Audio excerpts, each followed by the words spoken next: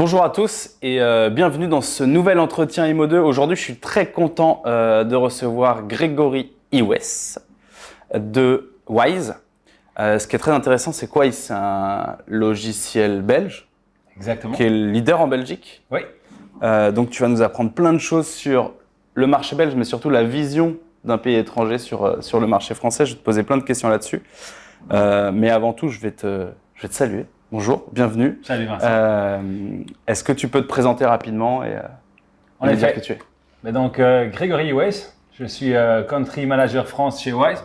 On est actif sur le marché français donc, depuis 1 an, mais la société Wise existe déjà depuis 2000, donc 22 ans. Ok, donc ça a été lancé en 2000. Si mes calculs sont bons, ça veut dire que ça va faire 23 ans dans pas très longtemps. Absolument. Donc ça fait beaucoup de choses qui ont dû se passer, un bel historique et puis beaucoup d'apprentissage aussi. Déjà, est-ce que tu peux revenir sur l'historique de Wise, pourquoi vous êtes lancé, comment ça a évolué, et ainsi de suite? Absolument. Wise, l'idée c'est créé dans un avion. D'accord. 2 cofondateurs qui rentrent d'une expérience d'expatrié au Japon. Ok. Et qui se disent, tiens, si on inventait un système de visite virtuelle pour les expatriés japonais, pour les aider à trouver un logement et un bureau. D'accord. Ah oui. Très rapidement, le marché immobilier et les agents immobiliers s'intéressent au projet et aux produits. Ok. Et après une multitude d'entretiens, de rencontres, là, on a pivoté vers un logiciel métier. C'est marrant parce que on a quasiment la même histoire avec. Alors nous, c'est pas dans un avion et il n'y a pas de Japon dans l'histoire, mais on a commencé aussi avec un système de visite virtuelle pour aider les acheteurs à se projeter dans leur logement. Et on s'est rendu compte que, au final, il y avait un autre besoin dans l'immobilier. Donc en 2000, le besoin, c'était d'avoir un outil qui leur permette d'automatiser un certain nombre d'actions. Absolument. Le logiciel métier, au final. Et nous, ça a été de les éduquer sur l'avenir d'Internet et donc la création d'Immobilier 2.0. Donc il y a quelques similitudes entre les deux histoires. Donc ils interrogent leurs clients potentiels et ils se rendent compte qu'il y a un besoin d'automatiser et de lancer un logiciel de transaction. Tout à fait. Donc là, on est en 2002, 2003, j'imagine. Ouais, on est en 2003. Okay. On est en 2003. Rapidement vient l'intérêt du rapprochement entre des critères de recherche et les caractéristiques d'un bien. Okay. 2 ans, 3 ans plus tard, on sort un premier login propriétaire, espace propriétaire. Et puis, de fil en aiguille et au fur et à mesure des écoutes, clients, marché, demande, on évolue vers des fonctionnalités additionnelles, comme un outil d'emailing, la centralisation d'informations, la publication évidemment vers les portails et les médias. C'est ce que j'allais dire, c'est qu'à cette époque-là, on n'est pas encore sur le tout Internet. Donc les besoins sont très métiers. Aujourd'hui, on a encore cette problématique, entre guillemets, du logiciel de transaction qui n'est utilisé que comme un logiciel de multidiffusion. Absolument. Sauf qu'à l'époque, c'est pas du tout la problématique qu'ils sont en train de traiter. On est sur j'ai des biens, j'ai des acheteurs et il est où le point de rencontre? Est-ce qu'on peut trouver des critères similaires? C'est intéressant. Et puis l'espace propriétaire qui aujourd'hui revient beaucoup à la mode, qui est une des premières fonctionnalités 2008. Qui a été développé à l'époque. Ensuite, après cette phase-là, donc vous avez rajouté toute la partie logiciel métier pur et dur avec l'évolution du métier. Création d'affiches, création de brochures, automatisation d'une partie du suivi déjà. Ok. Et ensuite, en effet, des collaborations avec des acteurs, avec des web designers, justement pour faciliter les publications sur les sites web, la récupération des contacts et le traitement des contacts. On a fait quelques acquisitions également de logiciels en Belgique. Pour faire grossir la base de clients. Absolument. Ok. Il n'y a pas de volonté de rajouter des innovations ou de prendre ce qu'ils avaient. Alors, il y a eu des bonnes idées qu'on a pu reprendre. T'en as en tête ou pas? Pas comme ça. Ok. On creusera ça dans l'interview écrite qui sortira. Voilà. Après, je te laisserai le temps de réfléchir et je te poserai la question dans l'interview écrite qui paraîtra sur Imo2. Vous pourrez venir la voir la semaine prochaine ou celle d'après. Donc, ça va aller très vite. Vous allez avoir plein d'informations sur ce petit nouveau en France. Et justement, c'est l'un des points qui m'intéresse. On parlera après de l'évolution de la dernière partie, parce que ça va m'intéresser de voir ce que tu penses de comment doivent évoluer les logiciels. Mais avant toute chose, je voudrais te demander, La Belgique, c'est pas la France. C'est pas le même pays. C'est pas la même manière de faire de l'immobilier. J'aimerais bien avoir ton regard un peu extérieur sur tu me disais 1 an que vous êtes en France. Toi, tu es country manager, donc tu t'intéresses très fortement à notre pays, notamment sur la partie logicielle. C'est quoi ta vision du marché à l'heure actuelle, d'un point de vue extérieur? Alors, on joue le championnat national en Belgique. Et le fait d'analyser et de se dire on rentre en France, on part vers la Champions League. Il y a des gros acteurs qui ont aujourd'hui et qui consolident et qui créent une chaîne de valeur complète autour des métiers de la transaction. En France, la PropTech est quand même bien plus dynamique, bien plus présente, rien à voir avec ce qu'on peut voir en Belgique. Et surtout, on voit qu'il y a énormément d'intégration, d'interfaçage entre solutions sur toute la durée de la transaction. Et on trouve que les agents immobiliers en France sont gâtés de pouvoir avoir autant d'interconnectivité entre outils.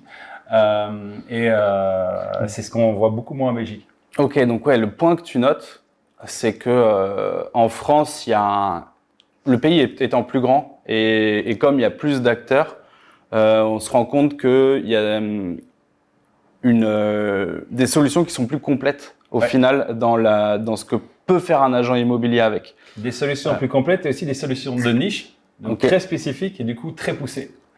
T'as des exemples, par exemple sur du viager ou sur ça peut être les avis de valeur, les outils d'estimation, les outils de rendez-vous en ligne, tout ce qui est documents légaux. Et donc, c'est là où l'interconnectivité a son sens, c'est qu'au final, c'est pas le logiciel qui est le meilleur sur l'avis de valeur, c'est pas le logiciel qui est le meilleur sur la prise de rendez-vous, c'est pas le logiciel qui est le meilleur sur tel ou tel sujet. Et donc, les logiciels sont de fait obligés de s'interfacer avec d'autres solutions pour pouvoir offrir une expérience complète. Absolument. Et puis, on voit des différences aussi. La pige immobilière, il existe des réelles solutions en France là-dessus, alors qu'en Belgique, ça n'existe pas les solutions de pige. Et on va aller faire sa pige en allant sur le site. C'est quoi? C'est toujours Imovlan qui… Imovlan, ImoWeb, premier. Ah oui, c'est vrai qu'ils font les particuliers aussi, ImoWeb. C'est une des particularités d'ImoWeb par rapport à Se Loger. ImoWeb, rapidement, c'est l'équivalent de Se Loger. En fait, ils font d'ailleurs partie du même groupe, Axel Springer. Et la grosse différence entre les deux sont leaders sur leur marché. La grosse différence, c'est que ImoWeb fait les particuliers, là où Se Loger fait pas les particuliers. C'est d'ailleurs pour ça qu'ils laissent une partie du marché au Bon Coin qui, eux, font les particuliers. Voilà pour le petit rappel.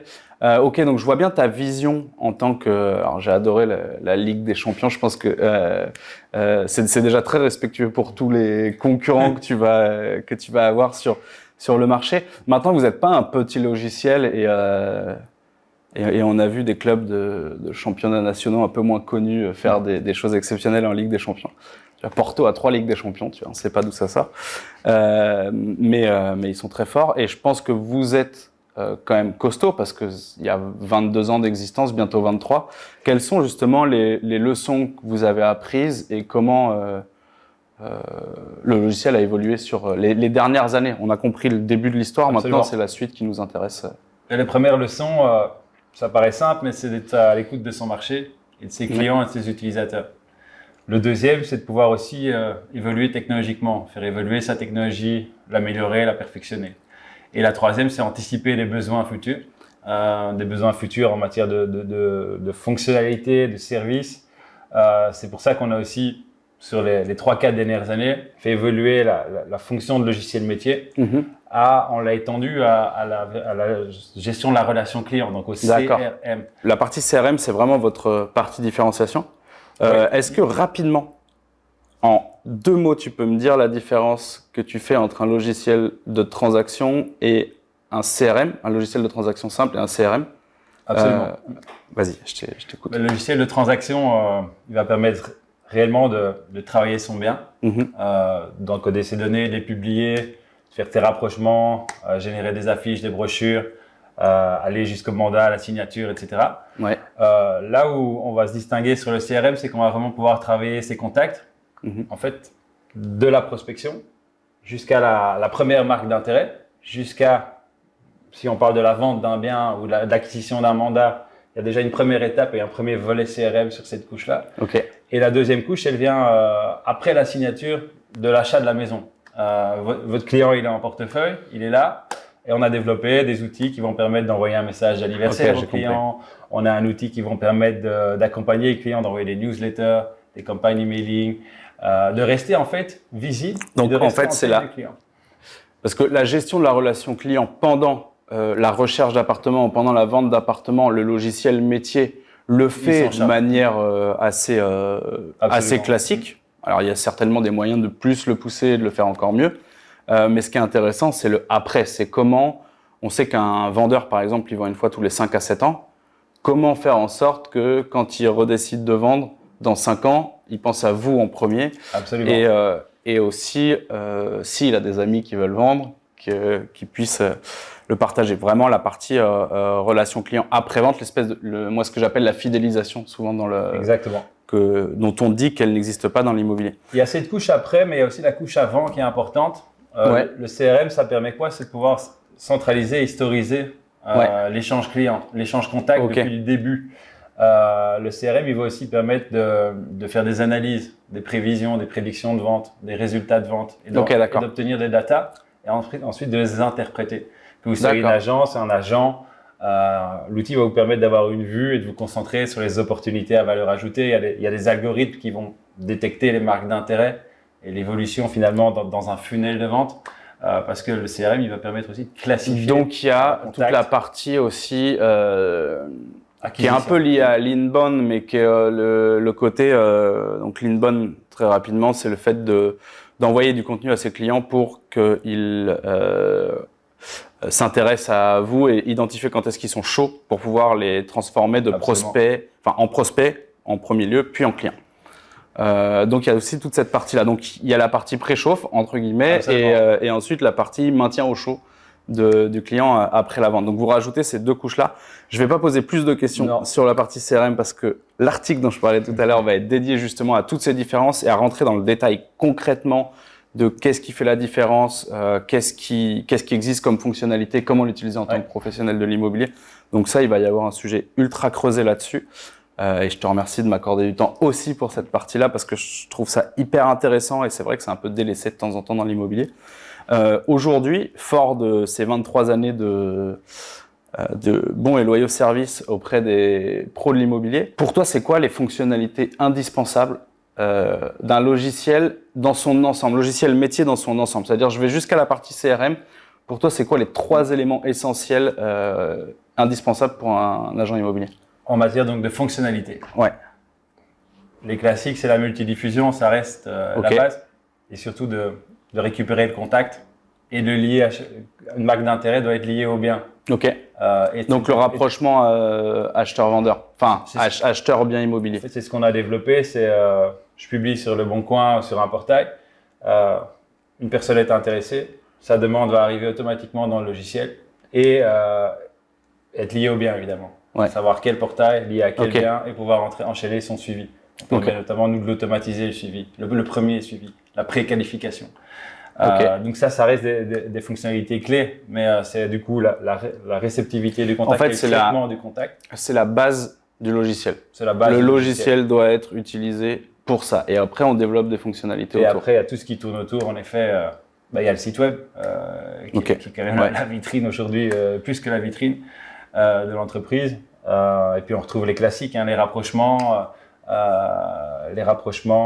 le fait de pouvoir aller générer ces documents légaux, ces documents administratifs. Ouais, donc il y a toute la signature électronique. En fait, là, tu es en train de me parler d'automatisation. Le fait en gros, autour de ça, la question, c'est qu'est-ce qu'on peut automatiser pour faire gagner du temps aux professionnels de l'immobilier.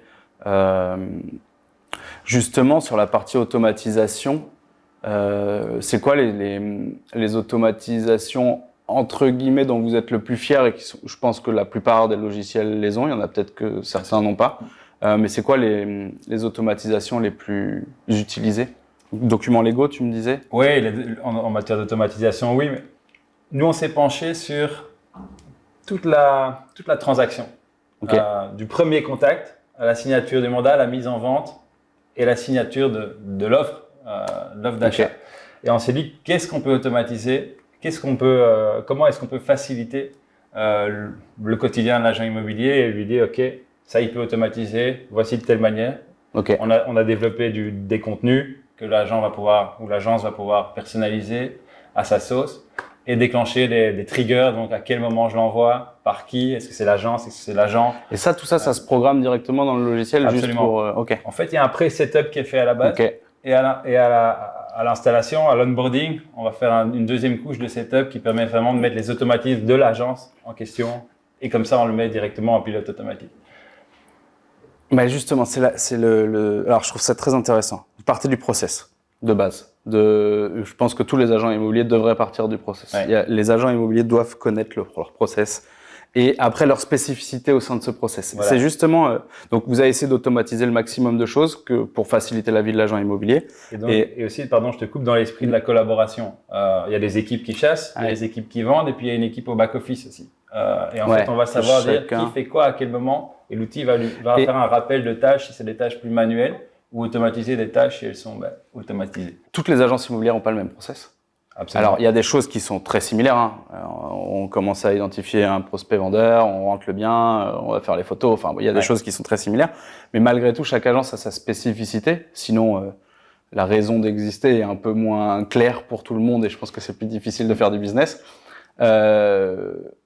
À quel point ça peut se personnaliser, ce genre de choses, et à quel point ça doit se personnaliser. Comment on fait la différence, justement, en tant qu'agent immobilier avec ce type d'outils qui arrive assez normé, entre guillemets, puisque tout le monde a un logiciel de transaction, et même si on est dans la Ligue des champions des logiciels de transaction, il n'y en a pas tant que ça non plus sur le marché. En effet. Ce qui est déjà important, c'est de pouvoir s'adapter à sa cible. Okay. Quel est le profil de mes acquéreurs? Est-ce qu'ils ont 30 ans, 50 ans, 20 ans? Et comment ils consomment? Est-ce qu'ils me cherchent mobile? Est-ce qu'ils me cherchent en physique? Est-ce qu'ils me cherchent de quoi est-ce qu'ils ont besoin? Et comment je les nourris? Et en fait, on va pouvoir déjà catégoriser et structurer ces éléments de manière à faire en fait différents process d'automatisation en fonction de ses cibles. Si on parle à un client, si on parle à un vendeur. Donc ça, c'est une première partie. Puis en effet, premièrement, on parle de contact. Deuxièmement, on parle en fait de contact, donc CRM. Le mandat est signé, on est dans le logiciel métier. Et là, on va essayer d'automatiser un maximum tout ce qui touche au stock et aux produits. Je publie, j'envoie sur mon site, je récupère mes contacts, j'organise mes visites. Comment faciliter l'organisation des visites? On a tout un agenda qui est relié avec des confirmations de SMS à la création, avant la visite, avec les heures, les lieux. Tous les modèles peuvent être personnalisés évidemment aux couleurs d'agence. Est-ce que je peux te dire que, en fait, au-delà du logiciel et de ce qu'il y a dedans, Wise, précisément, le constat que vous avez fait et le conseil que vous donnez à tous les agents immobiliers, c'est de poser le process et de personnaliser en fonction de la cible, comme tu le disais, chaque étape, parce que cibles différentes, produits différents, donc on fait pas le marketing de la même manière, on fait pas les visites de la même manière, il n'y a pas les mêmes clients au même moment et les gens sont pas disponibles au même moment en fonction des catégories socio-professionnelles et ainsi de suite. Est-ce que le conseil que tu donnes au final, c'est de poser son process? Et c'est comme ça que vous abordez les clients, j'imagine, poser son process et de mettre les spécificités et l'approche. Évidemment, ça aide. Quand on voit le succès des grosses boîtes, il est souvent lié au process, immobilière ou hors immobilière. Hein. C'est le fait de respecter les process, de répéter et d'améliorer. Et d'y apporter ses spécificités malgré tout, de dire nous on se de trouver les points de différenciation par rapport aux autres et de l'intégrer dans son process. Absolument. Et ce qui fait c'est un métier de confiance, l'immobilier. Un agent qui rencontre un candidat vendeur, c'est pas toujours l'outil c'est pas l'outil qui va faire la différence, c'est lui. Et ces automatisations vont en effet le permettre d'être sur le terrain. Quand il faut, c'est de donner du contenu adapté, prendre son temps. Et puis au moment où le vendeur va vouloir reprendre contact, il est resté top of mind, il est resté dans l'esprit du client. En fait, tout l'objectif reste malgré tout de rester dans la tête du client, ou en tout cas en contact du client de la bonne manière et avec la bonne approche. Direct ou indirect. Et au final, le client final n'est pas au courant qu'il y a un logiciel derrière. En fait, tu le vois jamais, le logiciel. Il le voit jamais.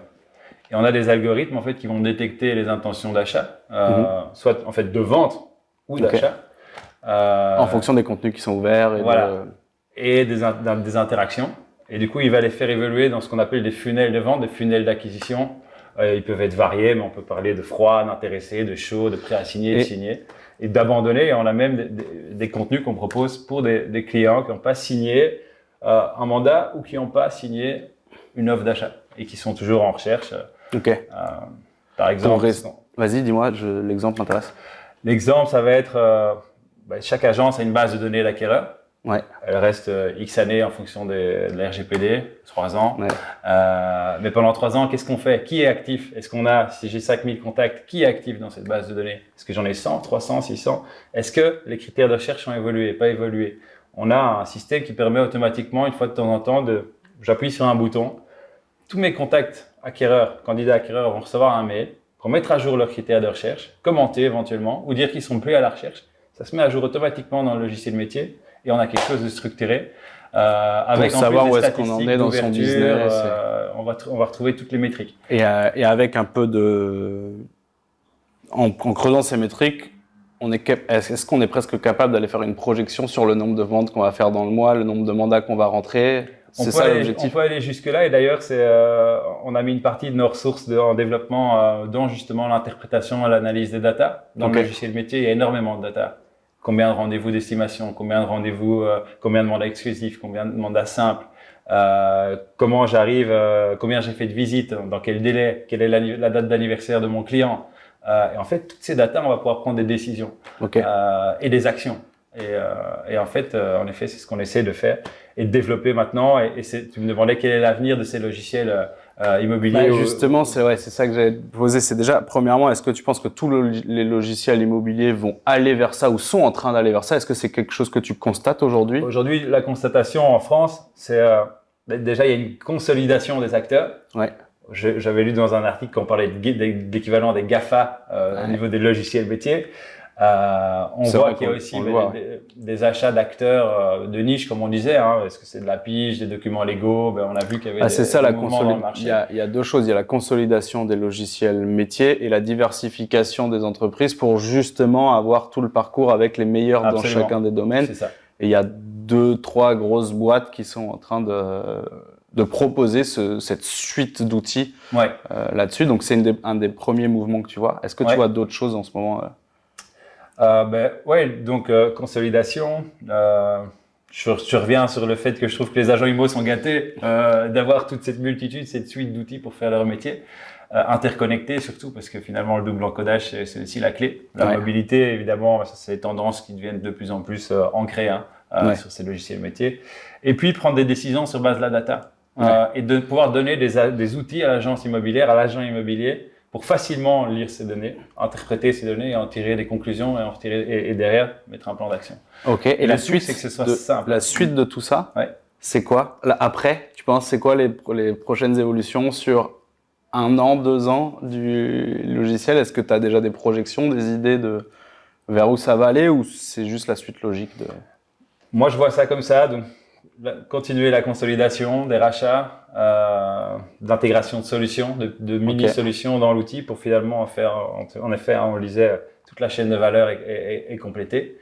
Et il y a l'influence de la donnée, de la data, et je pense qu'elle va jouer un rôle prépondérant aussi dans les années à venir. Sur la qualité des logiciels, ceux qui seront capables d'exploiter les datas et de les donner aux agents immobiliers feront la différence. Voilà. Sachant qu'il y a un enjeu majeur des boîtes PropTech qui se lancent en tant qu'agent immobilier avec la volonté d'industrialiser le process de l'agent immobilier, qui jusqu'à maintenant se heurte à des barrières du fait de la diversité des marchés, de la diversité des entreprises et des concurrents qu'il y a à droite à gauche, mais il y a quand même un besoin de la part des agents immobiliers d'avoir peut-être pas le même niveau de technicité que peuvent mettre des PropTech pour industrialiser, mais à minima d'être concurrentiel sur ce sujet-là. Bien sûr.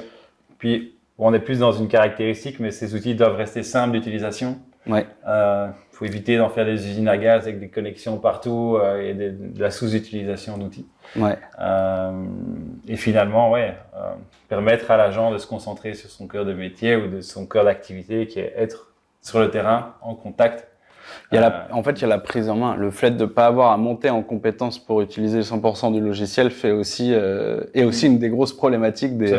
C'est vrai, on constate souvent, en fait, nous on a commencé... notre développement sur la France en passant 200 à 300 interviews pour comprendre les habitudes, les besoins, l'utilisation des logiciels. Et on a constaté en effet que c'était quelque chose de assez récurrent. On exploite 20 à 25% de notre logiciel métier. Ouais, donc on a l'impression de payer pour 100% d'un outil qu'on n'utilise qu'à 20 ou 25%, et c'est frustrant. Ah ouais, on a aussi été très étonnés des tarifs en France d'une licence, un logiciel métier. On trouvait ça plutôt bas par rapport à ce qui peut se pratiquer en Belgique, un coût par utilisateur. Et donc, de nouveau, on trouve les agents immobiliers gâtés, surtout que la commission est plus élevée en France qu'en Belgique. En Belgique, on est plutôt à un taux de 3% de commission, alors qu'en France, on est plutôt sur une moyenne de 5%. De 5 à 6, ouais. Et donc, j'aurais aimé être agent immobilier en France. Donc, les agents immobiliers français ont de la chance. Au final, c'est un peu ça pourrait être le titre de la vidéo. On verra comment ça sort, mais ils sont très, très nombreux. Ouais. Des fois, peut-être trop nombreux. Comment se différencier? Les outils, c'est pas spécialement le premier élément de réponse. Moi, je trouve que c'est plutôt l'agent, sa différence, la confiance qu'il va donner, sa connaissance. Et derrière, avoir du gain de temps sur ces outils, c'est évidemment confort et indispensable. C'est marrant, ça me donne matière à réfléchir.